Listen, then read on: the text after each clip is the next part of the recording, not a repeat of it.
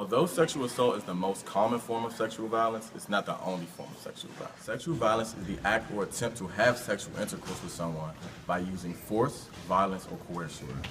Some different forms of sexual violence include non-consensual sex, meaning rape, and attempted non-consensual sex, meaning attempted rape. Other forms of sexual violence include abusive sexual contact, meaning unwanted touching or groping, and non-contact sexual acts, meaning verbal problems. Victims of sexual assault are 3 times more likely to suffer from depression, 6 times more likely to suffer from PTSD, 13 times more likely to abuse alcohol, 26 more times likely to abuse drugs, 4 times more likely to contemplate suicide.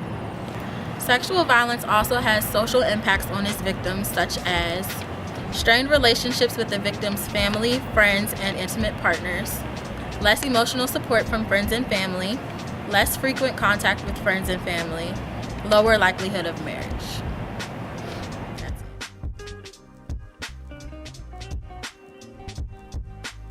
Numerous studies have noted that child sexual abuse victims are vulnerable to later sexual re-victimization, as well as the link between child sexual abuse and later engagement in high-risk sexual behavior.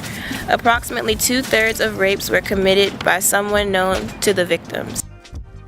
73% of sexual assaults were perpetrated by a non-stranger. 38% of rapists are a friend or acquaintance. 28% are intimate. 7% are a relative. A few ways to reduce your risk of sexual assault are to avoid dangerous situations, be aware of your surroundings, avoid isolated areas, trust your instincts, and keep your cell phone with you. Go to social gatherings with friends. Don't leave your drinks unattended. Don't accept drinks from people you don't know, and have your friends back. What to do if you've been raped? Don't bathe or shower. Don't comb or brush your hair. Don't change your clothes or shoes.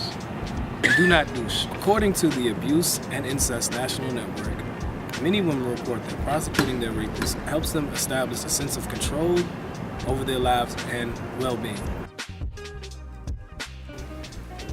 There are essentially 2 theoretical frameworks we're working with that pertain to the issue of sexual violence. One being the human ecology theory, and the second being symbolic interactions theory.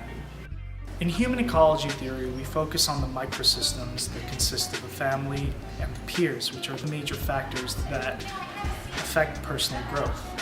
One of the proposed policy changes that we have is actually trying to make test kits for sexual violence to be portable. What we would want them to be carried by emergency medical personnel, accompanied by law enforcement, and furthermore, you would want to have a social worker follow along to help process and make the victim feel more comfortable in their state.